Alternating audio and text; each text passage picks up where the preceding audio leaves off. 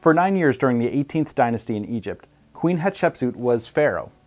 After her death, her successors tried to erase her name from history, chiseling her name off of stone walls, and removing her royal image, her cartouche, from the murals. In Cartouche, you are archaeologists tasked with restoring the ancient queen's murals. Now bear in mind that everything I show you today, gameplay-wise, will be a tabletop simulator prototype and not indicative of the final product. Cartouche is a game for 1 to 4 players from Coffee Bean Games, designed by Peter C. Hayward and Jeff Fraser, with art by Tina Bongiorno.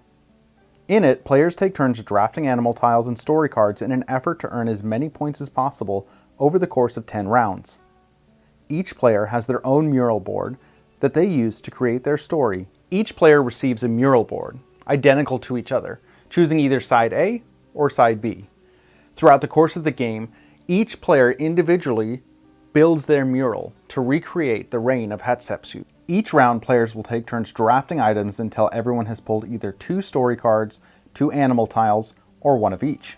The story cards give specific objectives for the players to reach for, while the animal tiles are the means by which they can achieve those goals on their mural.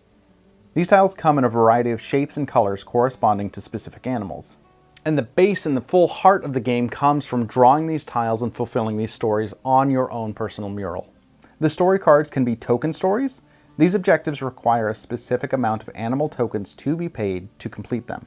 These animal tokens can be obtained by placing a matching animal tile adjacent to an animal icon on the mural board. There are also chamber stories, in which a story card gives specific animal icons that need to be sectioned off on your mural. With these objectives, it emphasizes that the game isn't just about where you place the tiles, but also where you don't place them. And river stories, objectives that compel you to connect specific sections of your mural with specific animal tile types, essentially carving a river through your board. Some river and chamber stories force players to cover animal icons on their mural with black tokens, making them unusable for getting animal tokens for the rest of the game. In addition to stories, there are also achievements that can be obtained by any player throughout the course of the game, giving valuable bonuses as well as endgame points. When an achievement is complete, players remove an ankh from their board indicating which bonus they want to take, and place it on the available spot on the achievement board to indicate end of game scoring. 4 of these achievements remain the same every game, but 3 of them change every time you play, making each game a new experience.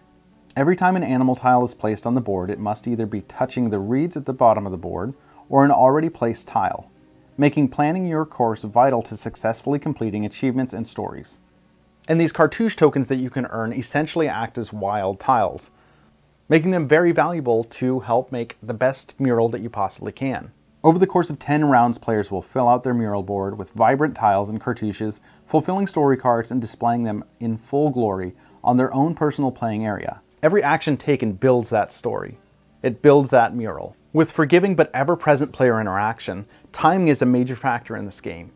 You want to be able to be the first to get those bonuses and have the most endgame points, but not at the expense of playing inopportune tiles at the wrong time. Replayability is always an important aspect when it comes to board games, and Cartouche has it in spades. With the drafting nature of the game, multiple starting story cards, and interchangeable goals, every game plays differently. The familiar aspect of placing oddly shaped tiles onto a grid, mixed with a unique scoring and a really interesting theme, helps Cartouche stand out. In addition, there are solo rules that come right out the box, so you can play this game either by yourself or with up to 3 other players. There are so many great things to say about this game, and if you want to check it out for yourself, check out the Kickstarter that I'll link in the description below. And as you reveal the mysteries of the past, good luck, archaeologists, in completing your very own mural.